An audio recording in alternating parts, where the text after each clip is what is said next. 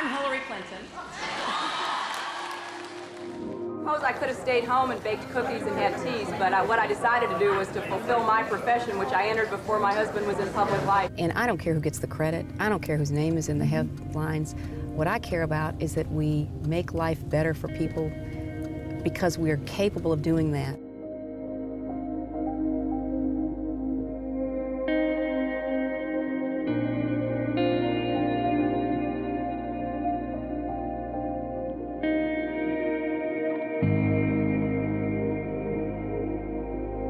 Some people think you bring change by demanding it, and others think by hoping for it.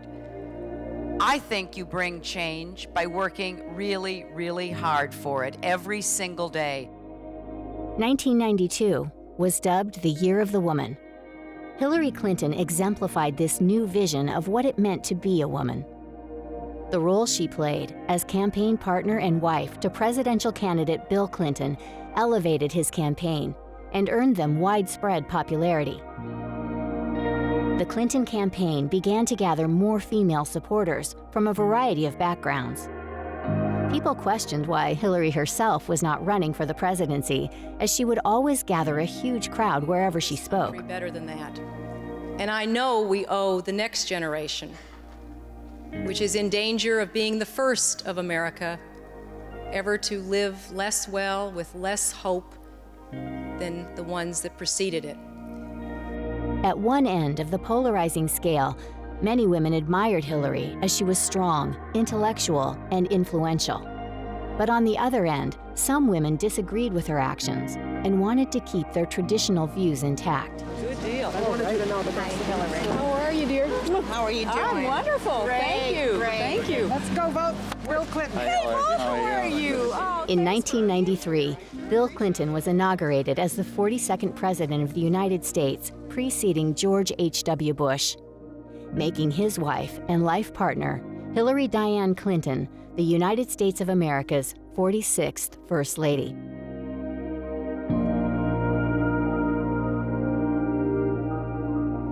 On this day, with high hopes and brave hearts, in massive numbers, the American people have voted to make a new beginning. A generation raised in the shadows of the Cold War assumes new responsibilities in a world warmed by the sunshine of freedom, but threatened still by ancient hatreds and new plagues. Well, my fellow Americans, this is our time. Let us embrace it. Hillary was diligent and highly intelligent. She became the only First Lady with an office in the West Wing of the White House with an almost exclusive team of women.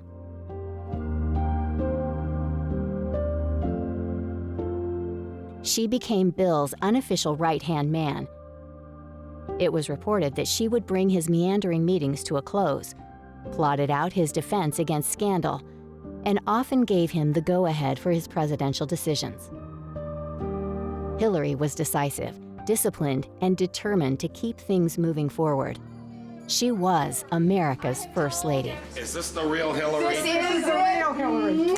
Here's my wife, Linda. Come over here. Linda, here's the real Hillary Clinton. Linda. Hi. My wife, Linda. Linda. Look at that. All right. All right. Hi. Oh, my God. Sorry about that. Oh, Yeah. all right. Oh, it smells. Where's everybody? Oh, geez, everybody. All right. Hillary Diane Rodham was born on October 26, 1947 in Chicago, Illinois. She was raised with two younger brothers by her mother and father, Hugh and Dorothy Rodham, in Park Ridge, a picturesque suburb located 15 miles northwest of downtown Chicago. Her determination for social justice was heavily inspired by her mother's early life experiences. Hillary's grandparents were unhappy and sometimes prone to violence. Dorothy, Hillary's mother, grew up in a dysfunctional environment. She and her sister Isabel received little attention from their parents, Edwin and Della Howell. When Dorothy was 8 years old, her parents divorced. Dorothy and her 3-year-old sister were sent unaccompanied on a train across the country to their grandparents, where they endured harsh treatment and little in the way of love. She never got to go to college. She was basically abandoned by her parents and then rejected by her grandparents. So by the age of 13, she was out working as a housekeeper and a babysitter in someone else's home. And I once asked her, I didn't realize this when I was a little girl, but when I was older and I knew about her own life, I asked her what kept her going, because I just couldn't imagine being abandoned and rejected as she had been. And she said at critical points in her life, somebody showed her kindness.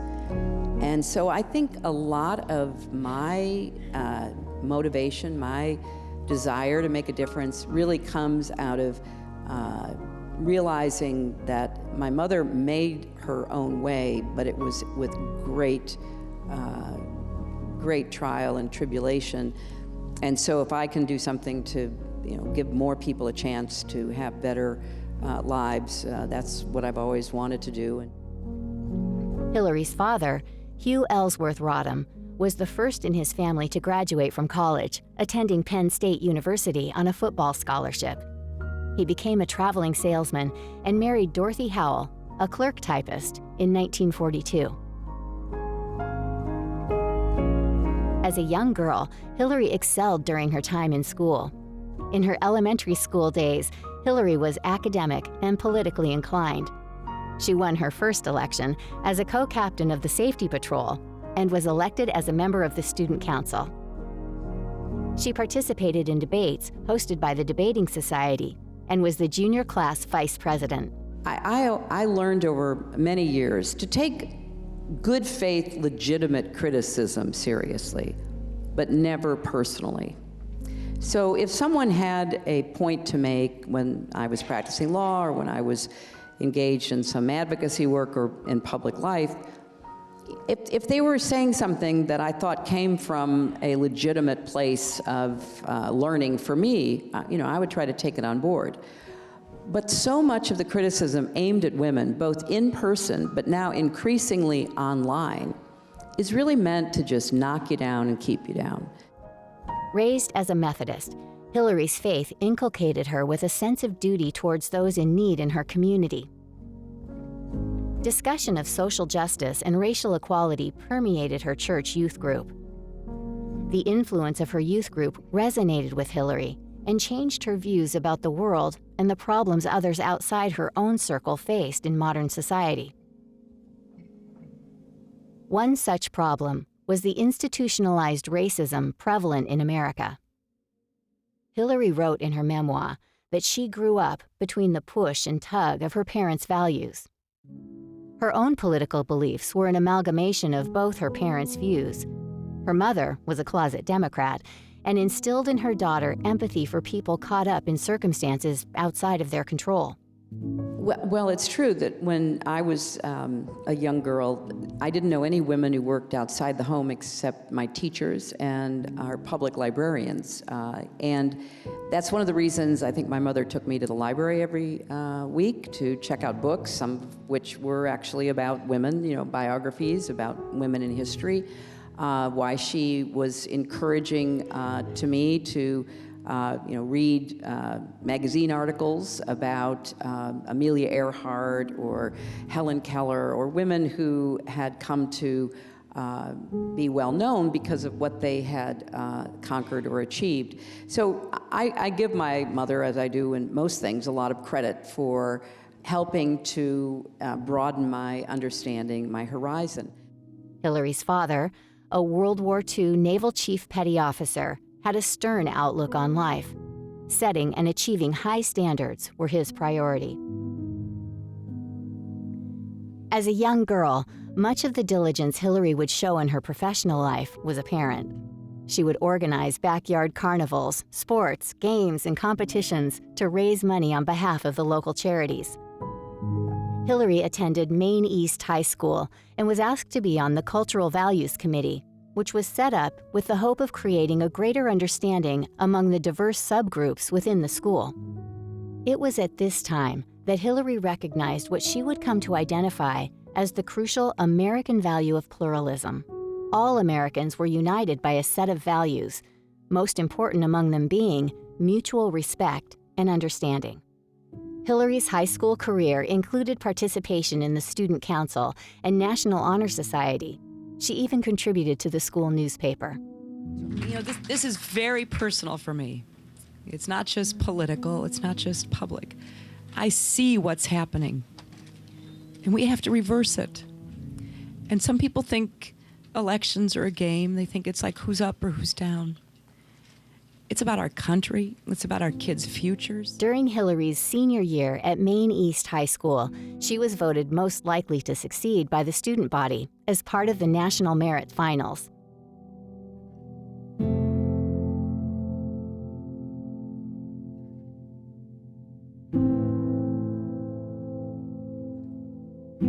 Hillary was a high achiever and graduated in the top 5% of her class in 1965.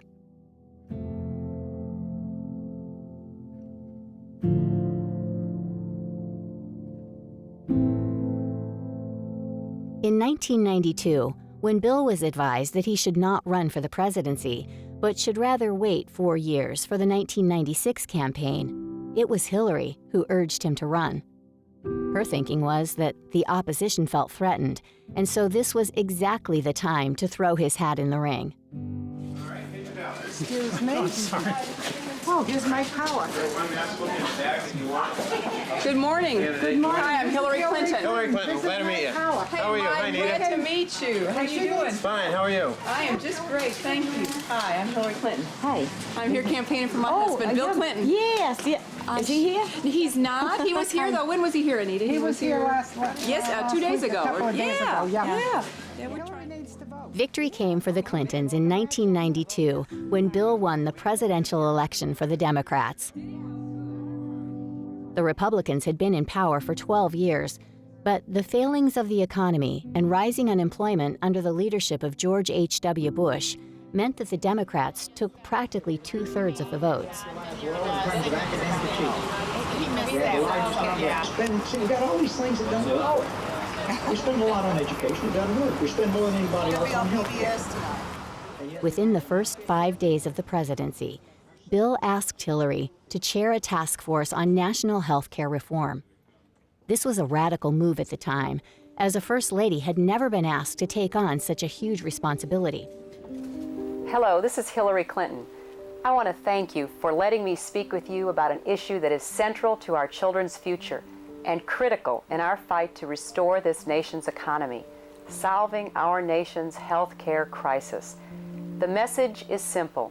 It's time to bring about fundamental change, control our nation's soaring health care costs, and provide security for American families again. Since we first came to Washington, I've been chairing the President's Task Force on Health Care, and every day I have been lucky to hear from people all over the country. But I think the person who best summed up the situation we face was a doctor I met recently at St. Agnes Hospital in Philadelphia. He said to me, "You know the old saying, if it ain't broke, don't fix it? Well, Mrs. Clinton, the system's broke and it's time to fix it." In Michigan, at the Detroit Receiving Hospital, Mrs. Clinton's team turned to Janet Edison, 3 years out of nursing school and now working in emergency. What is right with American healthcare? What is right with American healthcare? I believe that we have adequate facilities, access to care. We're here for anybody that needs good quality care. I think that's what's right with America. This hospital is a classic example of what America can do. It's the only one of its kind in the country, offering the most specialized and sophisticated care for those seriously injured in accidents, for example, or in this city, shootings. 340 beds here and 1,700 staff. But it's all at a price. That your application for an apartment has been approved. Her job no longer offers health insurance. It's become too expensive for her employer. And she simply cannot afford the $200 a month needed to cover her and her son. If he gets hit by a car or gets hurt, God, that's the only thing I worry about, really, if he gets hurt. I don't even worry about myself getting hurt. What does it do to you, living with that kind of worry constantly? It's stressful. It's stressful. It makes you mad at the system. Because, you know, like I said, people like me who will get out here and will work and will pay my own bills should have some kind of rewards to it. You know, they should have some kind of insurance plan for people like me who will pay their own bills if you just let us pay a little bit. Growing up, Hillary was a class favorite. Her teachers loved her. She was a high achiever and pushed herself to be the best she could, earning numerous badges as a Brownie and Girl Scout. She even participated in team sports. Hillary's parents both shared the common belief that their daughter would one day be successful. However, the suggestions and guidance they provided would contrast with each other. Hillary's father, a military veteran, wanted Hillary to follow a path to success that wouldn't limit her due to her gender, whereas her mother wanted Hillary to settle for a safe, sturdy, independent professional career. President of the United States, Governor Bill Clinton, Hillary Clinton, and Chelsea. Hillary attended Wellesley College, Massachusetts, from 1965 to 1969. At the Young Republicans meeting, she was elected president. But having held the position for a little over a month, she realized she did not hold the same set of beliefs anymore. She wanted to find her own political stance. As senior class president, she became the first student to address the audience of faculty members, graduates, and their families, and it was a speech that made national news. I'm very glad that Ms. Adams made it clear that what I'm speaking for today is all of us, the 400 of us. And I find myself in a familiar position, that of reacting, something that our generation has been doing for quite a while now. We're not in the positions yet of leadership and power, but we do have that indispensable element of criticizing and constructive protest. Part of the problem with just empathy with professed goals is that empathy doesn't do us anything. We've had lots of empathy, we've had lots of sympathy, but we feel that for too long, our leaders have viewed politics as the art of the possible. And the challenge now is to practice politics as the art of making what appears to be impossible possible. The question about possible and impossible was one that we brought with us to Wellesley 4 years ago. We arrived not yet knowing what was not possible. Consequently, we expected a lot. The guest speaker was the Republican Senator Edward Brooke, whose message was that all was well and that the system works, which Hillary and her peers interpreted as him telling them to know their place as wives and mothers. Hillary wanted to counter the picture that Senator Brooks was painting, so instead of delivering the speech she had prepared, she just began talking off the cuff. The audience was startled by Hillary's sentiment of the need for urgency and that these young women were not just going to wait for things to happen. Our attitudes are easily understood, having grown up, having come to consciousness in the first 5 years of this decade, years dominated by men with dreams, men in the civil rights movement, the Peace Corps, the space program. So we arrived at Wellesley, and we found, as all of us have found, that there was a gap between expectation and realities. But it wasn't a discouraging gap, and it didn't turn us, into cynical, bitter old women at the age of 18. It just inspired us to do something about that gap. What we did is often difficult for some people to understand. They ask us quite often, why, if you're dissatisfied, do you stay in a place? Well, if you didn't care a lot about it, you wouldn't stay. It's almost as though my mother used to say, I'll always love you, but there are times when I certainly won't like you. The speech was picked up by the Boston Globe newspaper, which led to Hillary being featured in Life magazine, just one of 3 college graduates identified as speaking for their generation. Our love for this place, this particular place, Wellesley College, coupled with our freedom from the burden of an inauthentic reality, allowed us to question basic assumptions underlying our education. But we also know that to be educated, the goal of it must be human liberation, a liberation enabling each of us to fulfill our capacities so as to be free to create within and around ourselves. The struggle for an integrated life existing in an atmosphere of communal trust and respect is one with desperately important political and social consequences. And the word consequences, of course, catapults us into the future. One of the most tragic things that happened yesterday, a beautiful day, was that I was talking to a woman who said she wouldn't want to be me for anything in the world. She wouldn't want to live today and look ahead to what it is she sees because she's afraid. Fear is always with us, but we just don't have time for it. Not now.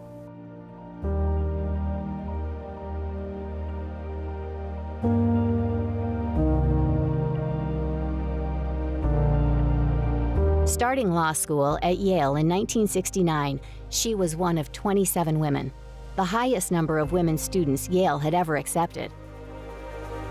This new generation of women were pushing for change, and with the urge for equality being voiced by trailblazers such as Gloria Steinem and Ruth Bader Ginsburg beginning to be heard, Hillary found herself within the second wave of feminism at Yale. I remember going into court one day and, a judge said, "Ma, you look so pretty today. Stand up here and twirl around and show everybody."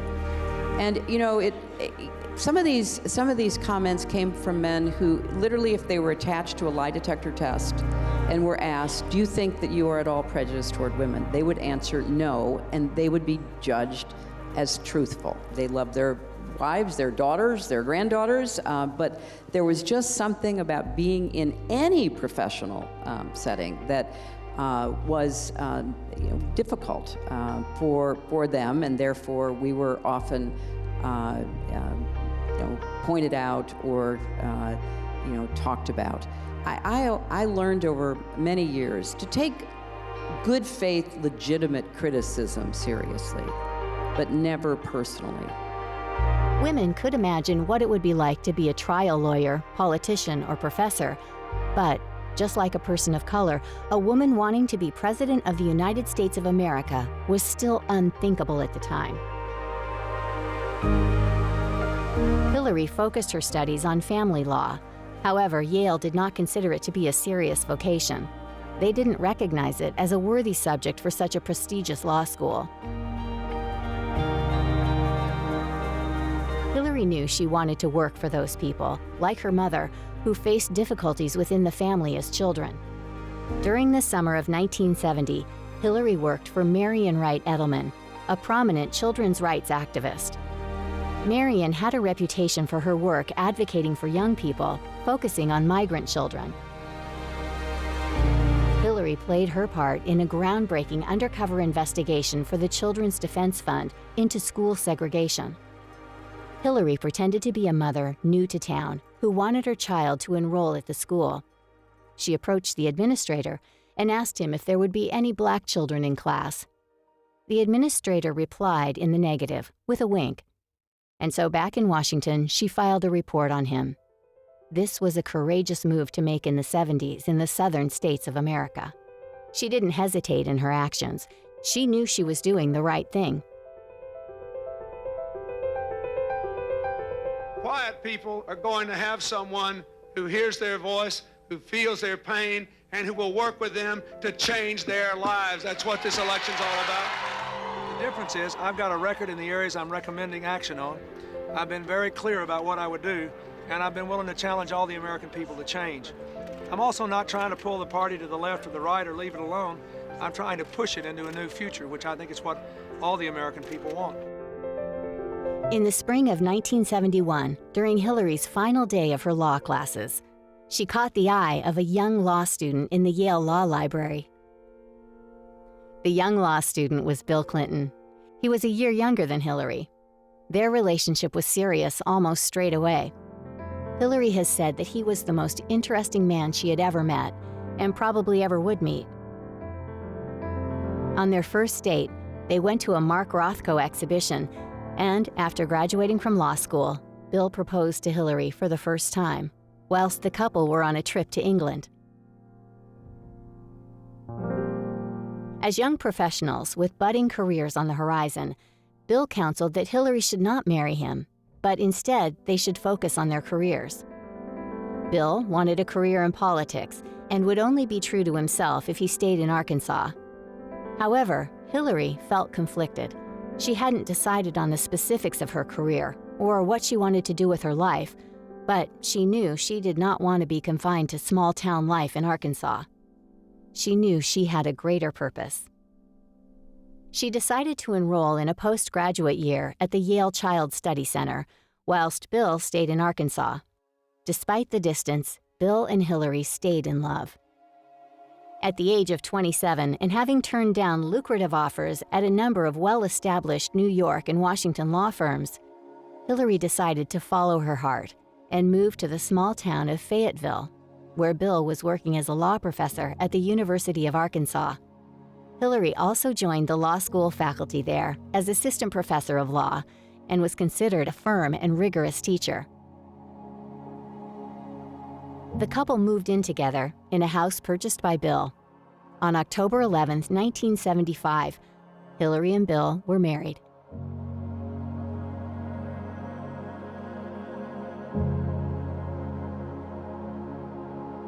Hillary retained her family name of Rodham as a way to separate their business lives from their marriage and avoid apparent conflicts of interest in the future. In 1976, the newlyweds began to get a taste for political life when the Democrats nominated presidential candidate Jimmy Carter. Jimmy asked Bill Clinton to head his campaign in Arkansas, with Hillary to work as a field coordinator. Room there, Arkansas's First Lady, Hillary Clinton, one of our local hosts. Hillary?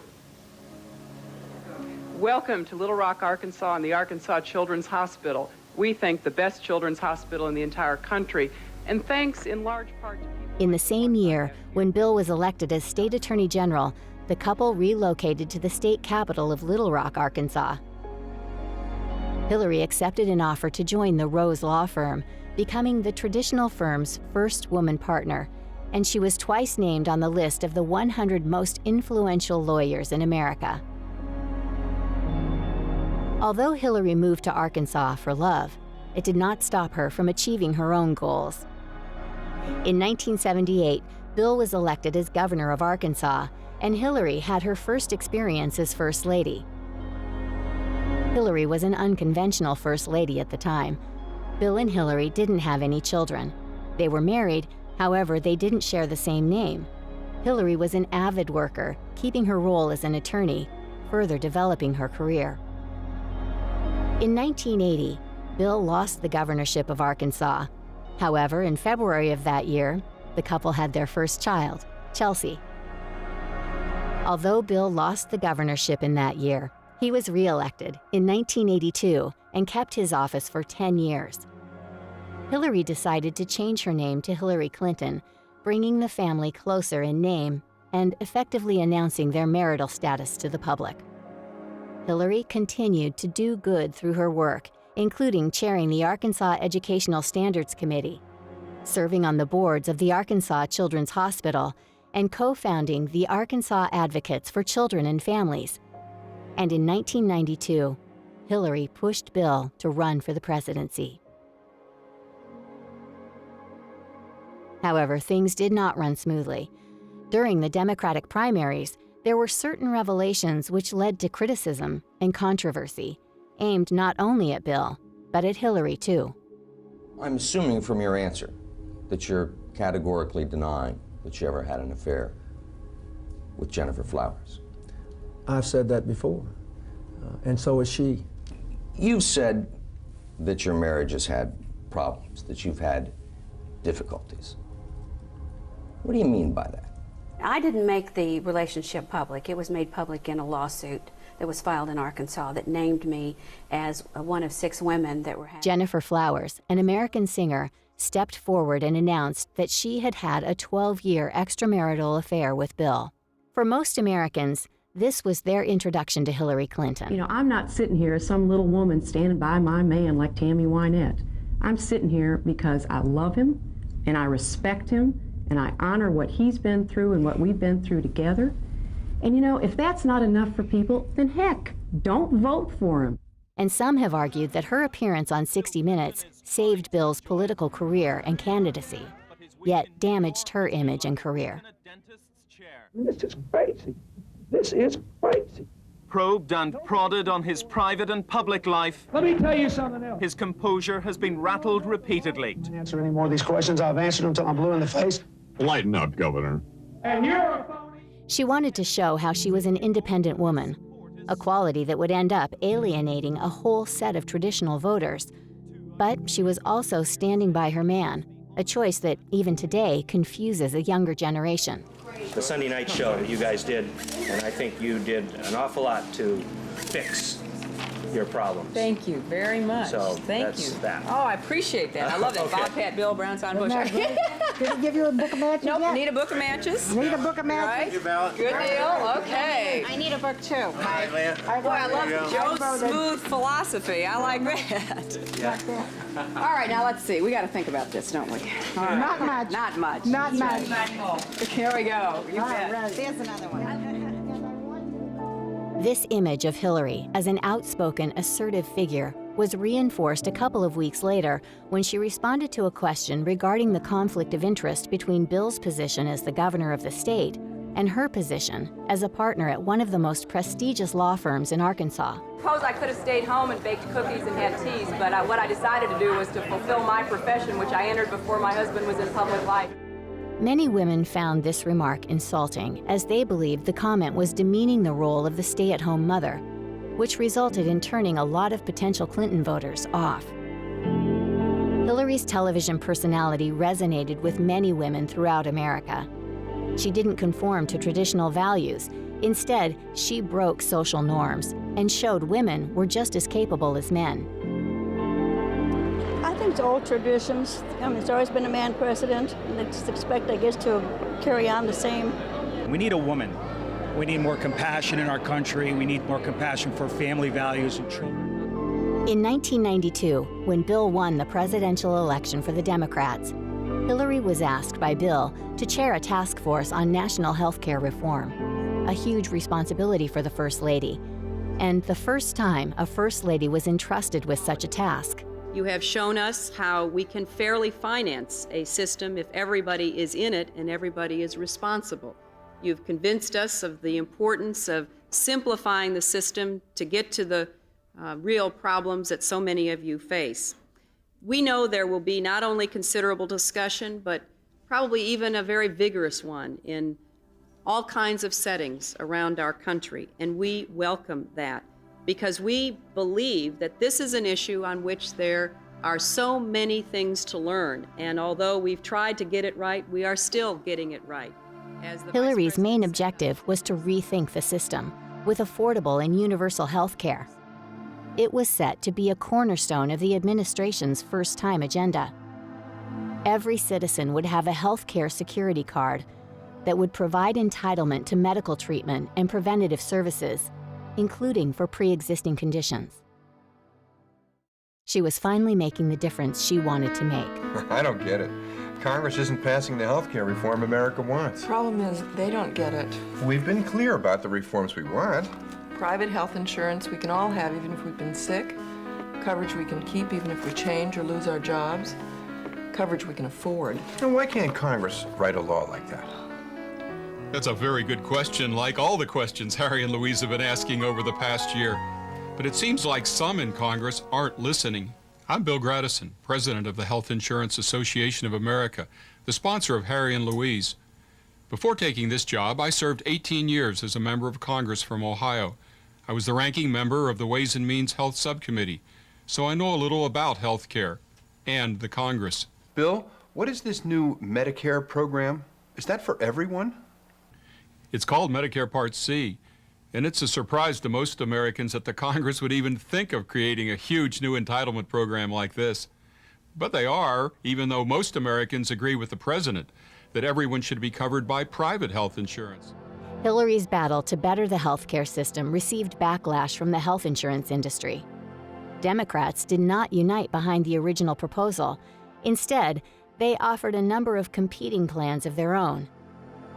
Hillary was drafted to head a new task force to unite and sell the plan to the American people. Unfortunately, the Clintons suffered a blow to their reputation. They found themselves caught up in multiple scandals, including the Whitewater controversy.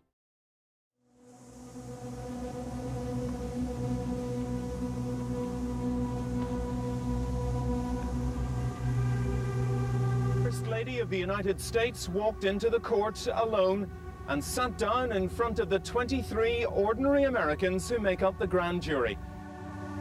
One of them put her under oath, and then the questions began. Whilst they were in Arkansas, they had made a business deal with James and Susan McDougal to purchase 230 acres of land to build holiday homes. In 1986, federal regulators investigated the McDougals' other dealings, which led to questions about the extent of the involvement of the Clintons. The scheme collapsed. The Clintons say they lost £40,000. Now they are facing questions they seem unable to answer. The Clintons got a half share of this land, even though they didn't invest anything like half the money. When the scheme collapsed, they didn't tell the taxman about much of their loss. Curious, because the Clintons are known for claiming just about everything against tax.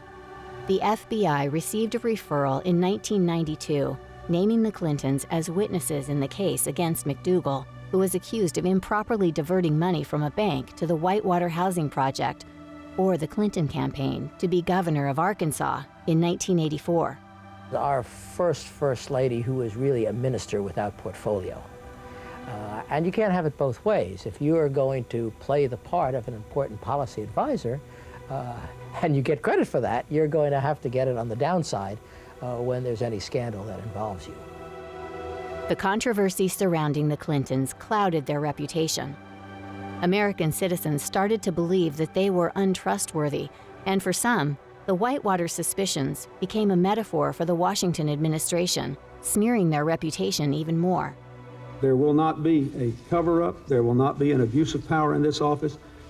And there is no credible charge that I violated any law, even way back in the dark ages or years ago when this happened. If I did something wrong, it will come out in the special counsel. They will find the truth. Let them do it. The scandal did not help the Health Insurance Act Hillary was trying to push through. When Hillary would tour states to promote the new act, she faced protests and backlash. Hillary Clinton's going to come up with a plan that'll work. I'm pretty sure she will. She seems like a pretty smart lady. Being a lawyer and everything, she's been around, I'm sure she will. She knows what the circumstances are. How much faith do you have in Mrs. Clinton coming up with a health plan? Not too much. Really don't. Everybody says that they're gonna do this and do that, but when it boils down to it, they got their health insurance. We don't got ours. The once role model for millions of American women, and women worldwide, was soon seen as a corrupt figure. This did not stop her. Hillary decided to go overseas and pursue the interests of women's rights, taking her daughter Chelsea with her. She was taken aback by what she saw and campaigned tirelessly for causes close to her heart: better access to education and health care for children. Abroad, she was welcomed and respected, and the press were able to see a different side of Hillary not seen before. That both women and men are entitled to a range of protections and personal freedoms, from the right of personal security to the right to determine freely the number and spacing of the children they bear. I believe that now, on the eve of a new millennium, it is time to break the silence. It is time for us to say here in Beijing, and for the world to hear, that it is no longer acceptable to discuss women's rights as separate from human rights. By the time of the election in 1995, Hillary's Children's Health Insurance Act had been passed through Congress, and the economy was booming. The Clintons had recovered from the scandals of the early days and had implemented plans that were benefiting America. But it wasn't over yet. The Clintons' name would be dragged through the dirt once again. To limit the time it will take to talk to Ms. Lewinsky and two others, and the scope of their depositions. Sex in the Oval Office, for example, is not to be discussed. It referenced the cover story that you and he had, that perhaps you could say that you were coming to my office to deliver papers or to see Betty Curry. Is that right? Correct. That was from the entire relationship, that story. Now, when he alluded to that cover story, was that instantly familiar to you Yes. You knew what he was talking about? Yes. Jennifer Flowers, in a tabloid interview for which she was paid, says she carried on a long-term affair with Governor Clinton from the late 1970s through the end of 1989. Who is Jennifer Flowers? You know her? Oh, yes. How do you know? How would you describe your relationship? Very limited, but until this, you know, friendly, but limited. I met her in the late 70s when I was Attorney General. And she was one of a number of young people who were working for the television stations around Little Rock. The people in politics and the people in the media knew each other then, just as they do now. When Monica Lewinsky found herself in that place, she followed my instructions. How so? As to what are your instructions for after the affair? She admitted this. Right. I mean, not admitted, but she talked about this. Monica Lewinsky, a White House intern, was allegedly involved in an extramarital relationship with President Bill Clinton. Now, I have to go back to work on my State of the Union speech, and I worked on it till pretty late last night. But I want to say one thing to the American people. I want you to listen to me. I'm going to say this again. I did not have sexual relations with that woman, Miss Lewinsky. I never told anybody to lie, not a single time, never. These allegations are false. Bill publicly denied the affair. However, despite public opinion, Hillary once again stepped up and defended the name of her husband, backing up his claims on national television. It included a long interview with her and parts of the tape, the splice tape that we've heard about since then. It was clear that obviously there was some type of relationship, however minimal, between your husband and this woman. I couldn't help but wonder how you, as a professional, accomplished, beautiful woman, respond when you see that type of publicity or that type of person thrown in your face during a campaign like this. Well, I think you have to consider the source, and there was no relationship between Jennifer Flowers and my husband. As she herself said repeatedly for 2 years, she hired a lawyer to sue anyone who claimed there was. Now, you saw for yourself the kind of woman she is. She is someone who would apparently do whatever it took to make money. And when offered, the Wall Street Journal reports, could we turn this down? The heat is so hot up here, Jerry. When offered $170,000, changed a story that she'd hired a lawyer to claim wasn't true. Now, we felt sorry for her when she got dragged into this, and we both had known her. She'd been to the governor's mansion, as had 20,000 in Arkansas a year. And we felt sorry for her and the other women who were unfairly accused. We talked to every one of them. I met with several of them. We felt that inadvertently they had been dragged into a political situation to be used in a way that we thought was terrible. This was a humiliating moment for Hillary, as not only did her husband cheat, he lied and then broadcasted the truth to the whole country. Good evening. This afternoon in this room, from this chair, I testified before the Office of Independent Counsel and the grand jury. I answered their questions truthfully, including questions about my private life, questions no American citizen would ever want to answer. Still, I must take complete responsibility for all my actions, both public and private. And that is why I am speaking to you tonight. As you know, in a deposition in January, I was asked questions about my relationship with Monica Lewinsky. While my answers were legally accurate, I did not volunteer information. Indeed, I did have a relationship with Miss Lewinsky that was not appropriate. In fact, it was wrong. It constituted a critical lapse in judgment and a personal failure on my part for which I am solely and completely responsible. But I told the grand jury today, and I say to you now, that at no time did I ask anyone to lie, to hide or destroy evidence, or to take any other unlawful action. I know that my public comments and my silence about this matter gave a false impression. I misled people, including even my wife. I deeply regret that. Public approval at this point was very high for Hillary, as Americans were able to see her in a different, vulnerable light. The wronged woman, caught up in a terrible scandal, not of her making. Hillary Clinton do? I sure do. Will you vote for her? Absolutely.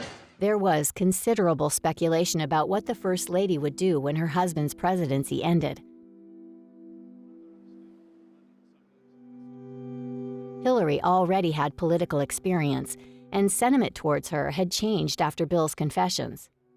In 1998, U.S. Senator Daniel Patrick Moynihan of New York announced he would not seek re-election. Several advisors urged her to run for the open seat. On November 7, 2000, Hillary Clinton became the first First Lady elected to public office, winning the U.S. Senate seat from New York State with 55% of the vote. I'm going to keep talking as I have for the last days about Social Security and the environment and education and, all of the issues that people care about.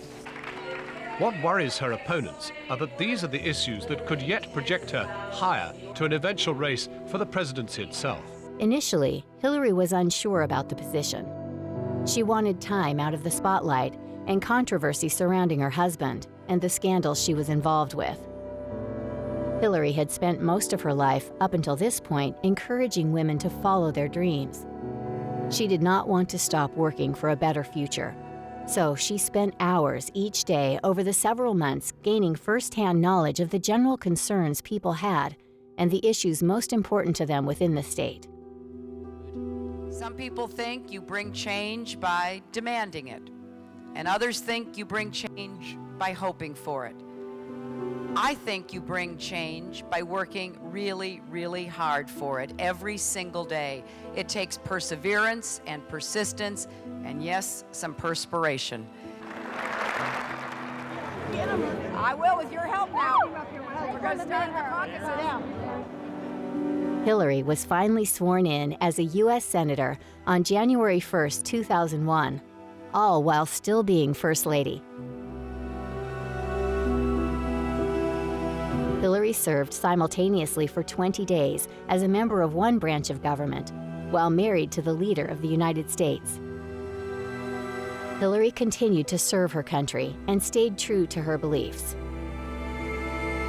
She worked to secure $21.4 billion in funding to assist the cleanup and recovery, to provide health tracking for first responders and volunteers at Ground Zero, and to create grants for redevelopment during the attacks of September 11th.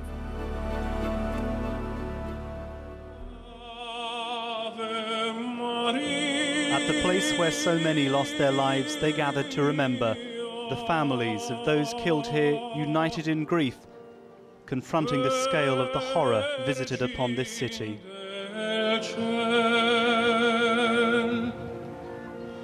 Politicians and priests came to comfort the community of Ground Zero, the families of all those nationalities lost. New York's cardinal stressing the indiscriminate nature of terrorism. She visited American troops in Iraq and Afghanistan and continued to be an advocate for equal opportunities and better education. One thing you know about me, I've already been through tough campaigns. And we need to nominate somebody with the experience and the fortitude and the know-how to take whatever they send our way and send it right back. Is it also because your dynastic appeal, or perhaps it was the opposite, the fact that you were called Clinton, the fact that you were First Lady, basically trumped any novelty of being the first female president of the United States? Well, people looked at your name and your legacy more than they looked at your gender. But that doesn't explain why I led all the way through, why I won the primary by 4 million votes, why I was winning. We had a great convention. I was thought to have won all 3 debates. That doesn't explain it, Matt. So that's why I had to really dig deep. And yes, I take responsibility. Obviously, there were things I must have been able to do differently in order to have won. And I don't care who gets the credit. I don't care whose name is in the headlines. What I care about is that we make life better for people because we are capable of doing that. And I think we owe this country better than that. And I know we owe the next generation, which is in danger of being the first of America ever to live less well with less hope than the ones that preceded it. So on behalf of my friends and all the people who are supporting us and who believe, whether they support us or not, in what we are trying to do, let's go forth into this uncharted terrain together. Let's keep in mind the common values that have stood this country in good stead, and let's resurrect them and put them back into our national politics, and let's solve the problems we're confronted with and give this country the opportunity it deserves to have in the next century. Thank you all very much.